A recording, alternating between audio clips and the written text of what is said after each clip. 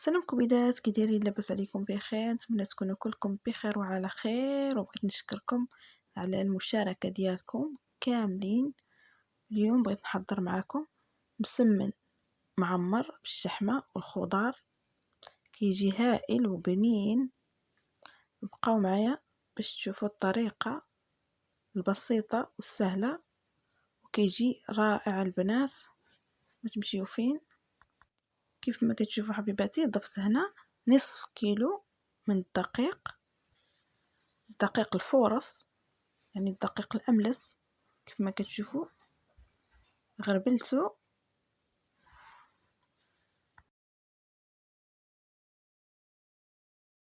وعندي هنا يا البنات، عندي هنا الفينو السميد الرقيق، يعني غندير جهد زلافة في داك نص كيلو ديال الدقيق. كيف ما كتشوفوا الجهد ديال زلافة يا البنات، وغنغربلو. وكنضيف ملعقة صغيرة من الملح كيف ما كتشوفوا البنات.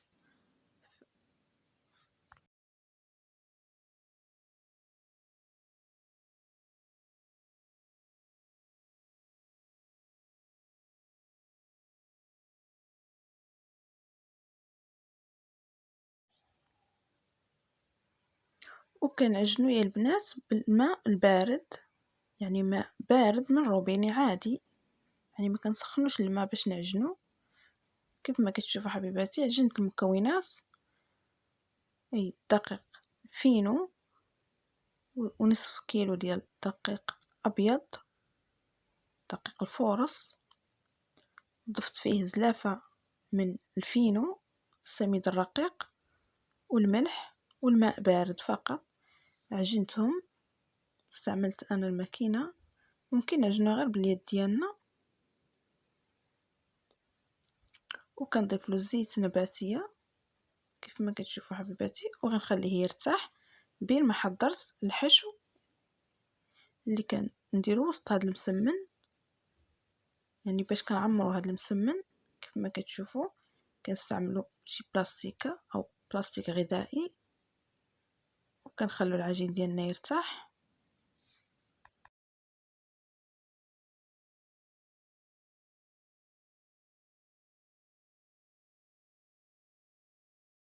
كيف ما كتشوفوا حبيباتي عندي هنا الفلافل صفراء وحمراء وخضراء، والبصل وقزبر ومعدنوس.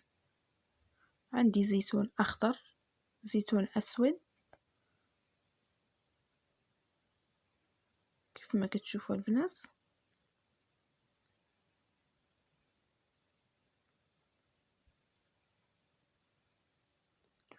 وكنقطع المكونات يعني قطع صغيره، يعني نشلضوها ولا نديروها في هذه الماكينه ديال الهاشوار. يعني خاص المكونات يكونوا رقاق، مشلضين رقاق باش ما يقطعوش لينا العجين. كيف ما كتشوفوا بقاو معايا البنات، هذا المسمن كيجي رائع. وبغيت نشكر البنات اللي ثقوا فيا وداروا اشتراك في القناه ودعموني، كنقولهم شكرا شكرا بزاف بزاف بزاف، وكنتمنى نكون عن حسن ظنكم. كيف ما كتشوفوا حبيباتي انا كنقطع دابا الفلافل، قطعت البصله والربيع ودابا كنقطع الفلافل، وغنشلض هاد المكونات في الهاشوار مزيان كيف ما كتشوفوا باش ما يقطعوا لينا العجين. من يكونوا كنورقوا العجين وكنطويوه مسمن، نطويو له مسمن ما يتمزقش معنا العجين، تخرج لينا منه الحشو. ضفت الزيتون مع الفلافل والبصل والقزبر والمعدنوس كيف ما كتشوفوا حبيباتي. بقاو معايا ما تمشيو فين حتى تشوفوا الوصفه كامله وتشوفوا معنا المسمن، طريقه المسمن كيجي بنين ورائع. اتمنى يعجبكم، وديروا لايك البنات، ديروا لايك لايك لايك لايك لايك لايك باش هكا تدعموني. وكنفرح ملي كنشوفكم كديروا لي لايك وكتتفرجوا في الفيديو. كنفرح والله، كنفرح بزاف بزاف. كيف ما كتشوفوا حبيباتي كنضيف الزيتون، كنحيد له العظم وكنضيف الزيتون حتى هو غادي نطحنو الزيتون الاسود، ومن بعد غادي نضيف المكونات اللي هما العطريه. عندي هنا الخرقوم والسكنجبير والملحه، يعني التوابل كلها، تحميره، الخرقوم، السكنجبير، التحميره، الملح، الابزار، كلهم كيف ما كتشوفوا.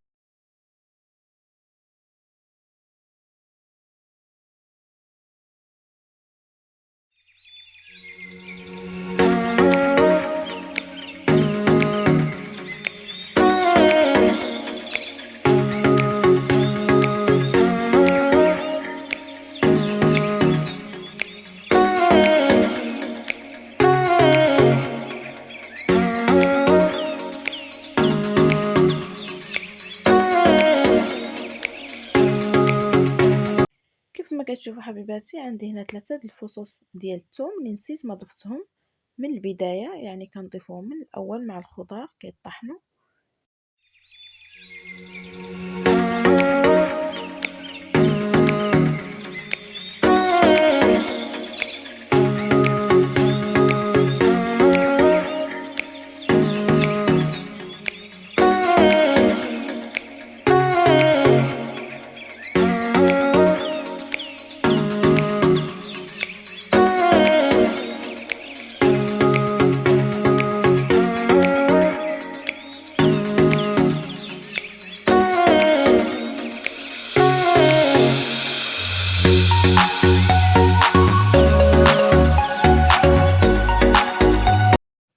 كيف ما كتشوفوا البنات انا هنا كنحاول نطحن داك الثوم اللي خاصنا نضيفوه من البدايه، انا نسيته ضفته في هذه المرحله وعذبني ما بغاش يتطحن، بقيت شحال مدابزه معاه عاد تطحن مزيان. كيف ما كتشوفوا وقفت الكاميرا باش نطحنو مزيان ونرجع معكم. بعد ما طحنت هذاك الثوم وديك الخضره ضفت هنا في المقله زيت بلديه وغنضيف لها المكونات كيف ما كتشوفوا.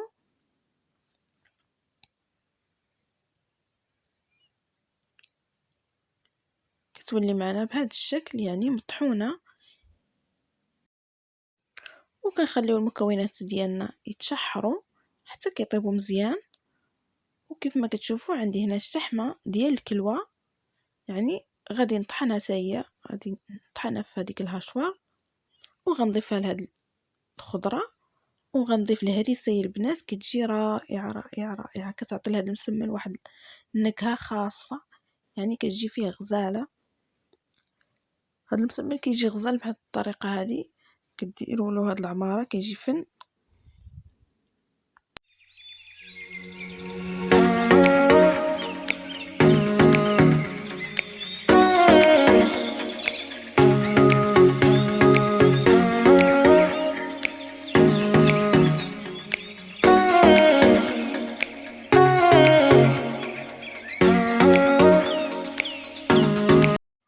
كيف ما كتشوفوا حبيباتي الشحمه هي طحنت كتولي بهذا الشكل. ممكن نعوضوا هاد الشحمه بالكفته، يعني اللي بغى يعوض هاد الشحمه ما كيبغيش الشحمه ممكن يعوضها بالكفته. انا كتعجبني الشحمه في المسمن وما كتبانش البنات، والله ما كتبان فيه، كيجي غزال. كيف ما كتشوفوا الملعقه من الهريسه كبيره كتعطيه نكهه خاصه، جربوه.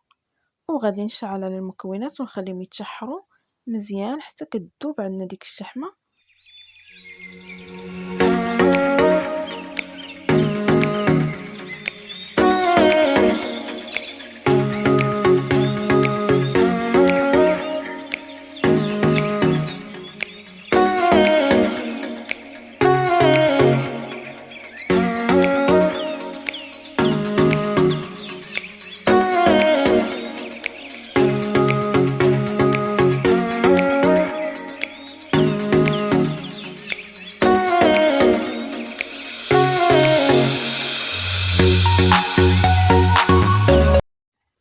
وغادي نرجعوا للعجين ديالنا يا البنات، يكون دابا ارتاح لينا كيف ما كتشوفوا. وكندهنوا سطح العمل بزيت نباتيه كيف ما كتشوفوا العجين ديالي ارتاح. ملي كيرتاح العجين ديال المسمن كيعطينا الطعم البنات، وكيكون لي ساهل معنا، يعني ما كنتعذبوش فيه في التبسط. ملي كنكونوا كنبسطوه ما نتعذبوش فيه. كيف ما كتشوفوا البنات العجين ساهل ولين. شوفوا معايا البنات، كندهنوا سطح العمل بالزيت نباتيه وكنكورو كويرات متوسطه كيف ما كتشوفوا البنات بهذا الشكل. كندهنوا سطح العمل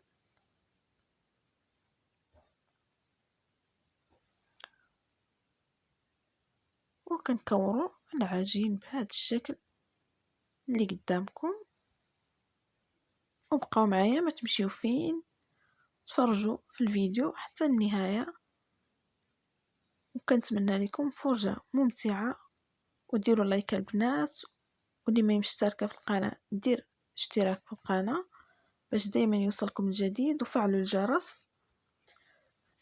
ونتمنى يعجبكم هذا المسمن والوصفات اللي كندير لكم، نتمنى يعجبكم كاملين. وبقاو معايا ما تمشيو فين.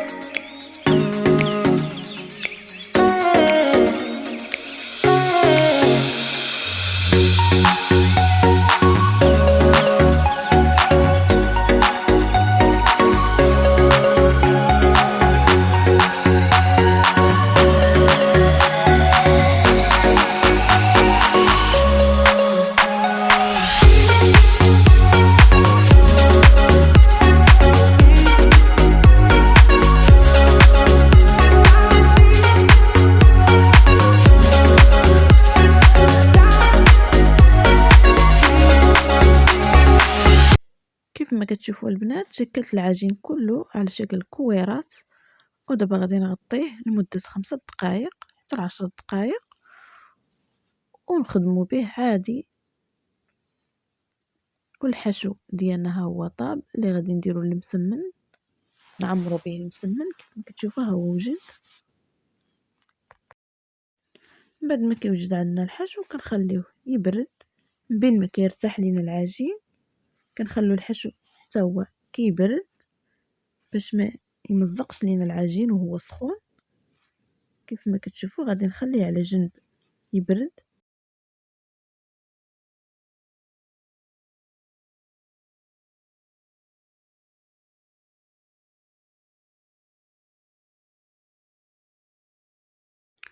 وكنستعملوا شي مقله تكون ثقيله باش نطيبوا عليها هذاك المسمن. كيف ما كتشوفوا شعلت عليها تسخن، وغنبداو نبسطوا العجين دائما بالاستعانه بالزيت النباتيه. كيف ما كتشوفوا حبيباتي المسمن سهل جدا كيتطلق معنا بسهوله. شوفوا معايا الطريقه، كنعمروا المسمن بالحشو بهذا الشكل. ما كنكتروش، كنديروا غير القياس وكنطويو العجين بهذا الشكل عادي بحال المسمن العادي، غير هذا كيكون فيه هذا الحشو كيجي لذيذ وزوين. البنات جربوه. شوفوا معايا، وكنخلوها على جنب ترتاح، وكنصيبوا الكويره الثانيه كنبسطوها حتى هي بنفس الطريقه حتى كنكملوا العجين اللي عندنا كامل بنفس الطريقه. كيف ما كتشوفوا البنات سهل جدا. شوفوا الرخام كيبان لينا ملي كيرتاح العجين ديال المسمن كيعطينا الطعم البنات، وكيولي سهل جدا، يعني ما كنحتاجوش نبسطو بالجهد اللي فينا، غير كنقيسوه كيتبسط هو بوحدو. ما كتروش الحشوة كيف ما كتشوفوا،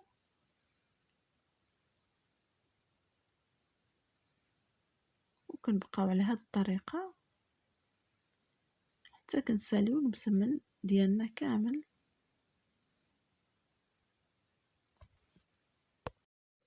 وديما كنصايبو 3 وكنبداو نطيبو، يعني ما كنصايبوش المسمن كله عاد نبداو نطيبو، لا كيرتاح معانا وكيولي ما كيبغيش، ما كنقدروش نتحكموا فيه، مازال كيرتاح يعني اكثر من القياس وما كنقدروش نتحكموا فيه. كيف ما كتشوفوا البنات كنصايبو 3 كيف ما قلت لكم ونطيبوهم، وكنبقاو غاديين بنفس الطريقه، يعني كنصايبو 3 كنطيبوهم وكنبداو في 3 الاخرين حتى كنكملوا العجين اللي عندنا كامل. لانه الا صايبناه كله عاد بدينا كنطيبو كيترخى عندنا العجين وكيولي ما كنقدروش نتحكموا فيه، مازال كيولي يتجبد بحال الاستيك، ما بديناش كنقدروا نتحكموا فيه.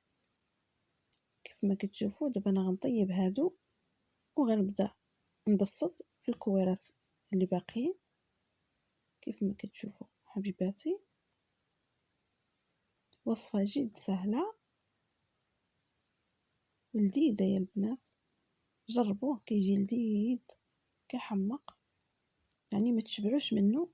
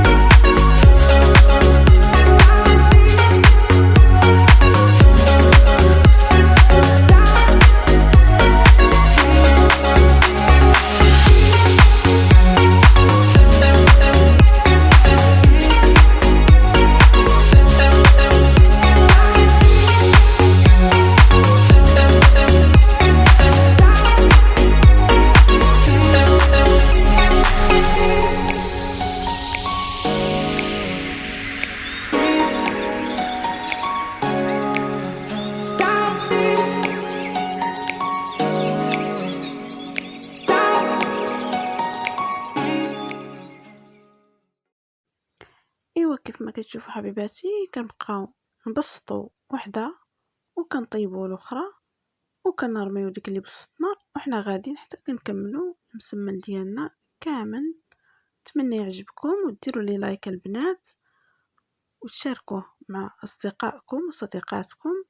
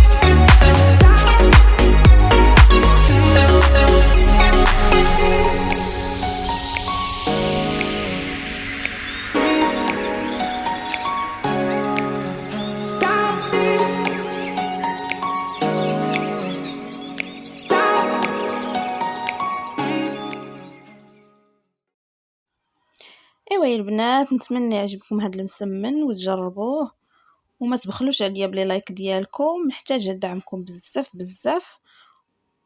وبقاو معايا وشوفوا كيف جا المسمن.